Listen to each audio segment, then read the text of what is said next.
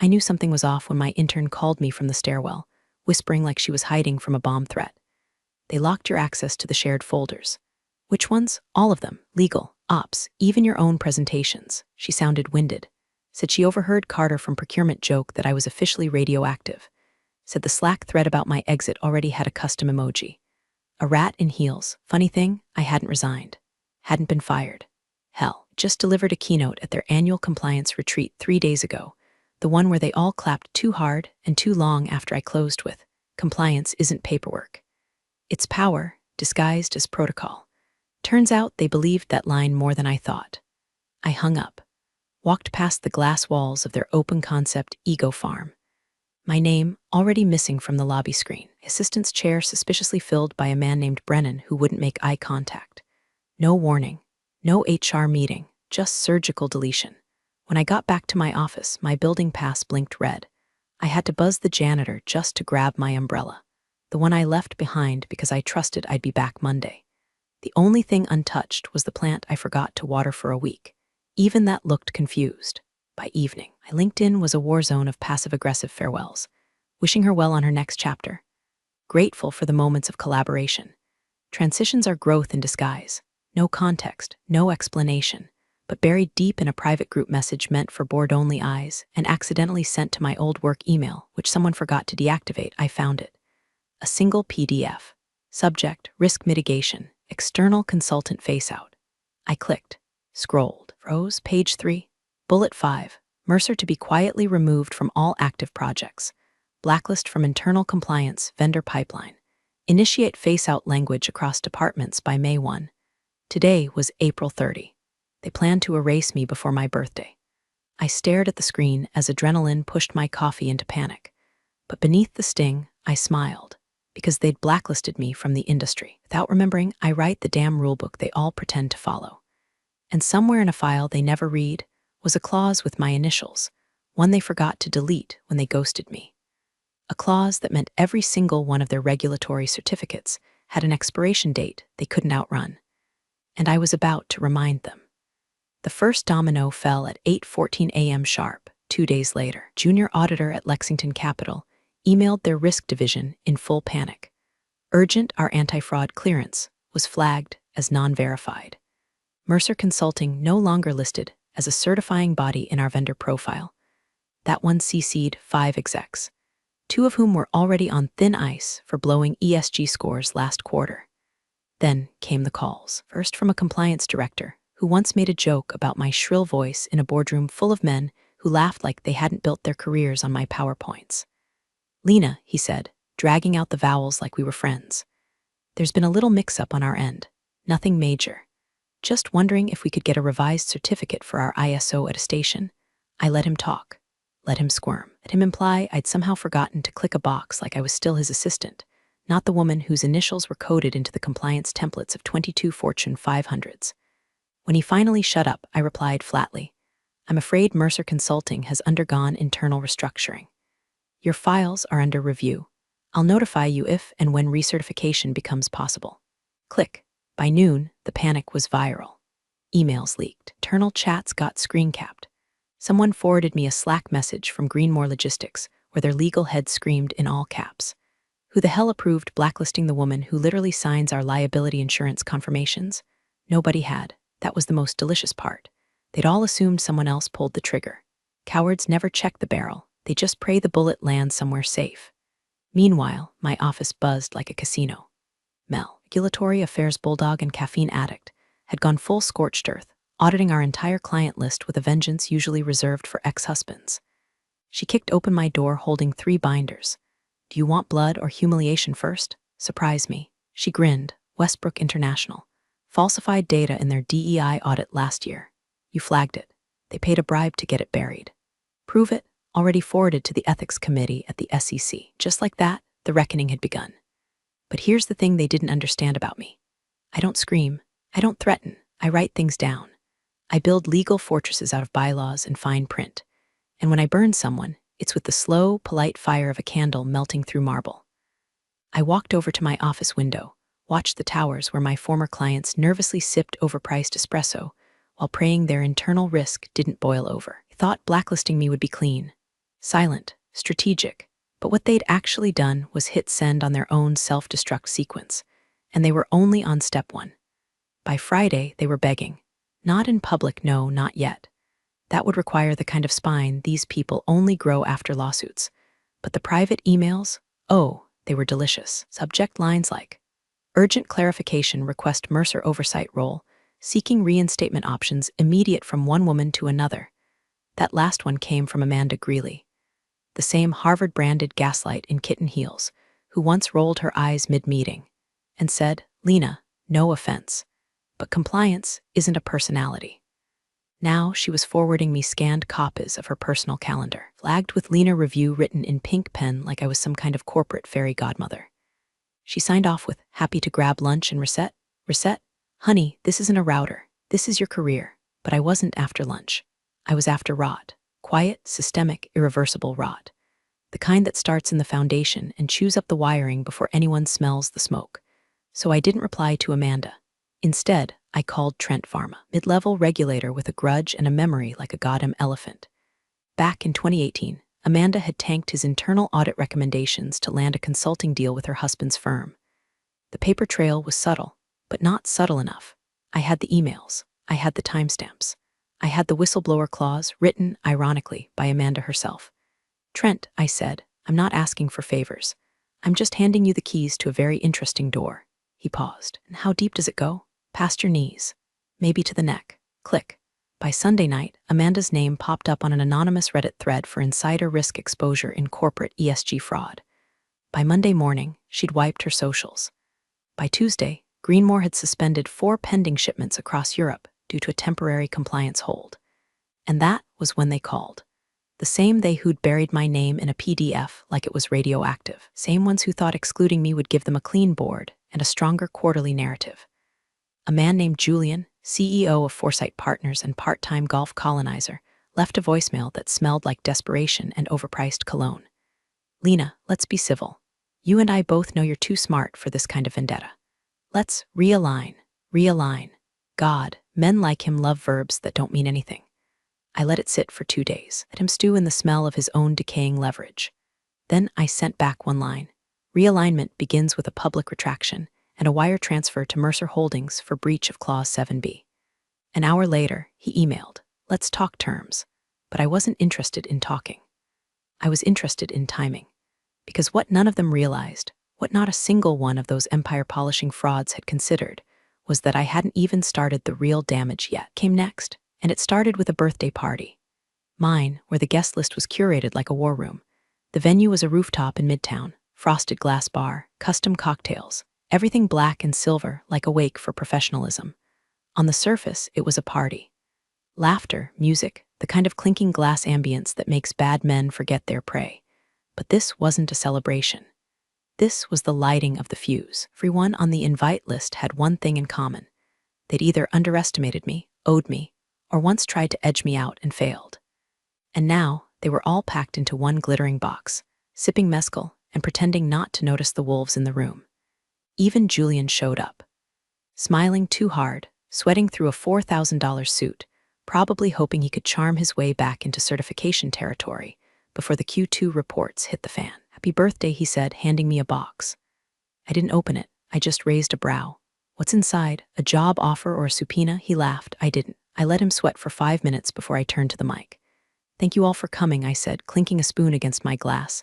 Tonight's not just about my birthday. It's about integrity. You remember integrity, right? Polite chuckles, a few stiff backs. One guy visibly flinched. I clocked it. Someone recently suggested I should be more civil. That revenge was beneath me. I let that hang, then smiled. I agree. Revenge is petty, but accountability, that's just good governance. The projector behind me flicked on, and the air turned cold. Slide 1, a spreadsheet. Slide 2, a time-stamped email thread showing Foresight Partners forging a vendor signature, mine. Slide 3, an internal memo leaked with Julian's initials, authorizing a hush payment for a failed inspection at a manufacturing site in Jakarta. Silence. Julian's face froze. I watched his throat move like he'd swallowed glass. Someone at the back whispered, "Holy shit," under their breath. Then I dropped the final slide. The one that mattered. A photo, date-stamped, watermarked, geolocated, of Julian and Amanda meeting with a compliance broker who'd been under federal investigation for bribery. It was the same guy Amanda once called a family friend when I'd questioned his presence on our advisory calls. I didn't say anything after that. I didn't need to. I raised my glass to clarity and to consequences that don't need introductions. People clapped awkwardly, then louder, then with real panic in their eyes as the implications settled in. Amanda, absent. She declined the invite, said she was traveling for wellness, hoped the retreat came with a strong VPN and extradition insurance. Julian tried to speak after the toast, tried to explain. I walked away mid-sentence, because what mattered now wasn't their apologies. It was the chain reaction I'd set off. By morning, 4 companies would freeze their contracts with foresight. 2 would issue internal ethics inquiries. And 1 ambitious junior associate would send my slide deck to a journalist at the Financial Herald, anonymously. Of course, all according to plan. But the best part, the one move no one saw coming, was still in my purse. A flash drive labeled Final. It was a Tuesday when the flash drive did its real damage. Not with fanfare. Not with some Hollywood hacking sequence. Just a quiet upload, 4 files, no passwords, no watermark, sent from a burner laptop in a WeWork where no one knew my name. Each file named the same way. Internal audit preliminary findings do not distribute guess what happened. They distributed them. Everywhere. Within 6 hours, they'd leaked to 2 industry watchdog groups, 1 European regulatory body, and my personal favorite, a scorned ex-employee at LexCap, who still had admin-level access to their internal Slack. The first file, forensic breakdown of a diversity audit Westbrook, had fabricated to land a federal contract. The second, expense reports showing inflated travel costs that masked bribery payments to an offshore shell firm. The third, screenshots of Julian's executive chat, calling regulators donkey clerks with clipboards and mommy issues. And the fourth, a full PDF contract proving Amanda's ESG compliance rating was rubber-stamped using Mercer's old letterhead after they blacklisted me. That last one was my signature. Forged, badly. By Wednesday morning, 3 of the companies mentioned in the leaks had disabled their social media pages and issued identical, panic statements. We take these allegations seriously and are initiating an internal review. The kind of corporate haiku that means we're screwed and the lawyers are sweating. But I wasn't done. Not yet, because I'd been saving one more call, a name that could set the whole forest on fire if I just whispered it into the right ear. His name was Jonah Hart, senior editor at the Financial Herald, Pulitzer runner-up. He'd once emailed me asking for quote on a supply chain scandal I refused to touch. I ghosted him then. Now I sent him everything. Clean, organized, labeled. I didn't just leak, I taught the story how to walk. He called me 5 minutes later. Holy hell, Mercer. Sure you want this traced back to you? I don't want credit, I said. I want consequences. And I could hear the smirk in his voice, happy to oblige. The article dropped 2 days later. Front page, digital and print. The compliance illusion, how ESG became a smokescreen for corporate fraud. It named names, showed receipts, ran timelines. But most importantly, it shredded the myth that the industry could function without people like me. Or more precisely, without me, I didn't answer my phone that weekend. Let it ring until the voicemail filled up. I took a train to the coast, booked a glass cabin where I could hear the ocean hit the rocks like the slow thud of justice finally arriving. And in the silence of that storm, I read the final message from Mel. Just 5 words, Julian resigned. Amanda under investigation. Then one more follow-up. 20 minutes later, SEC called. They want you. I set the phone down, picked up my wine, and smiled. Because that's the thing about being blacklisted. It only works if you don't own the blacklist. The subpoena came on a Monday, wrapped in manila like a polite threat. Hand-delivered by a man in a gray suit who looked like he'd spent his entire career drinking lukewarm coffee in windowless rooms. He didn't say much, just handed it to me and nodded once, like we were both in on the joke. I didn't flinch, didn't blink, just thanked him and shut the door. Inside, the letterhead glowed like fire. United States Securities and Exchange Commission. Beneath it, request for voluntary deposition Miss Lena Mercer. Not a threat, not a warning, an invitation. One they didn't extend to people they wanted to destroy, but to those who held the matches and knew exactly where the bodies were buried. I brought Mel with me. She walked into that sterile room like it was a spa, sat across the table. 2 investigators, 1 attorney, and a stenographer who didn't look up once. Miss Mercer, the man began, can you confirm your role in the certification of the following corporate ESG reports over the last 3 fiscal years? I didn't even glance at the folder he slid across the table. I just leaned forward and said, Would you like to hear about the ghost firms funneling funds through Belize? The fake environmental partnerships propped up by photo ops and carbon calculators no one ever verified. They blinked. Mel slid a USB across the table. Same label, final. This contains internal memos, unreleased audits, and flagged risk logs Mercer Consulting collected but were never acted on because they were politically inconvenient. The room went still. Why now? One of them asked, cautious. I met his eyes. Because they thought they could erase me, because they forged my name, froze me out, and built their empires on performative ethics. And because I want the world to know, compliance isn't a prop, it's a weapon, and they gave it to the wrong woman. 3 hours later, they walked us out personally. One of them shook my hand with both of his eyes sharp. We may need expert testimony. Just say when, I said. We left through the back. No press. No fanfare. Just the faint scent of nerves in the air, like ozone before a lightning strike. By the time we got to the car, Mel was grinning like a wolf. They're going to implode, aren't they? She said. I didn't answer, because my phone was buzzing. Blocked number, I answered. A voice I hadn't heard in years. Deep, slow, siruped in charm. Lena, this is Governor Barnes' office. He'd like to speak with you about the upcoming State Ethics Board restructuring. Pause, and your potential role as lead commissioner. My breath caught, not from shock, from the realization that the blacklist had become a resume. And the same people who once ghosted me in meetings were now building chairs I'd be too powerful to sit in. You can tell the governor, I said, I don't take appointments. I create them. Click. Mel stared at me. Are we, the establishment now? No, I said. We're the audit they never passed. And they were about to feel every red flag they ever ignored come crashing down like a ledger with no backup. Boardroom at Foresight Partners looked like it had been through a hurricane made of spreadsheets and shame. I watched from a live stream, private link, leaked by an ally on the inside. Poorly muted mics caught the chaos. Raised voices, shoes scuffing marble, the desperate shuffle of a man who just realized his parachute was stitched from lies. Julian wasn't speaking anymore. He was pacing. Jaw locked. Tie loosened like it had been strangling him all morning. Across from him sat a lawyer whispering in lowercase, useless legalese muttered through clenched teeth. Then came the vote. 14-1. Motion passed. Immediate resignation of Julian Cross, CEO, pending full investigation. The one dissenting vote, Julian himself, of course. As they closed the session, one executive, Clara Mendoza, paused before logging out, looked directly into her webcam and said, For the record, I warned you about blacklisting Lena Mercer. Poetic almost, if I had a heart for their kind. That same hour, the Financial Herald dropped part 2 of Jonah's investigation, The Greenwashing Machine, How Corporations Weaponized Ethics to Silence Whistleblowers. My name was there again, but this time on my terms. No longer former consultant. Now, regulatory architect, industry whistleblower, lead candidate for the State Ethics Board. I closed the article and opened my inbox. Full. Flooded. Requests from international firms. Law schools asking me to guest lecture. Even a goddamn TEDx pitch from someone who thought I should title my talk How to Burn Down a Lie Without Getting Burned. Tempting, but I had bigger plans. At 4:06 p.m., I sent one email. To Amanda Greeley, subject, formal request for retraction and compensation body. Amanda, as you are now aware, forged signature bearing my name in your ESG compliance packet constitutes both civil fraud and criminal misconduct. Attached, please find a formal request for public retraction, financial restitution, and a signed letter to be distributed to all former Mercer Consulting clients clarifying the false certification. Deadline for compliance.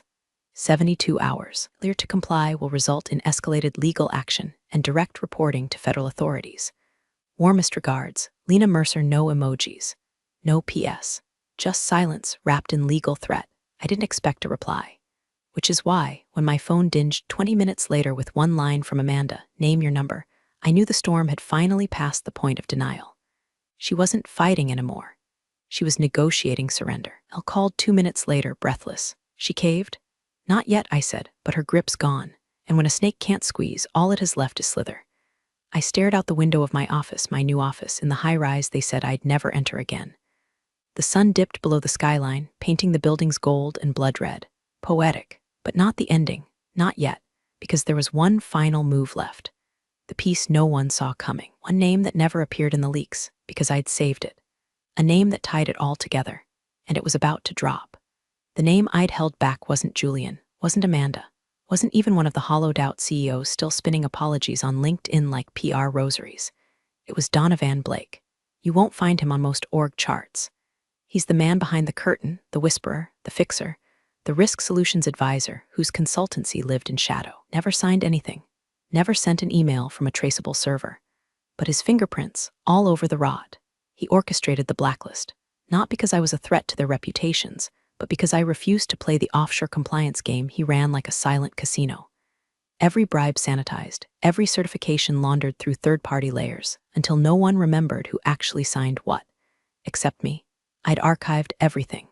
Every meeting, every invoice, every voice memo where he said things like, "Ethics is flexible if the money's right, Lena. That's why they keep us around." And now I had the recordings, the dates, the shell companies, the quiet PayPal bribes sent under fake names, even the receipt for a $22,000 Montblanc pen he gifted to a federal subcontractor under office supplies. So I dropped it all.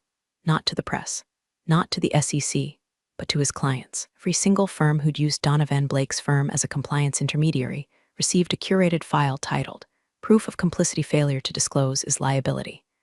I didn't include a threat, didn't need to. I knew the silence would do the bleeding for me. Within 48 hours, 3 firms froze payments. One filed a preemptive lawsuit. Another issued a public statement condemning third-party malfeasance, classic corporate dodgeball. But Blake went quiet, phone dead, website offline, office cleared out like a ghost town. Mel texted, "You just vaporized a man with a flash drive." I didn't reply, because I was already halfway through my next meeting with the Ethics Oversight Committee. A panel of 11, suits sharp, eyes sharper. They asked one question, "Why do you want this role?" I smiled, "I don't. I want the system to want it." Because until now, ethics has been treated like a checkbox. Intend to make it a sword. There was silence. Then nods. They voted the next morning, unanimous. I was in. Lead Commissioner, State Ethics Board, term 6 years, power final. They blacklisted me. Forgot who made the list. Now, those same men are reshuffling policies with my name in the footnotes. Their interns study my case like doctrine. And Amanda, last I heard, she's consulting for yoga studios, selling reform like it comes in lotion form. As for me, I don't burn bridges. I flood them and build new ones out of the wreckage. Compliance isn't revenge. It's the weapon no one sees until it's already cut the empire in half.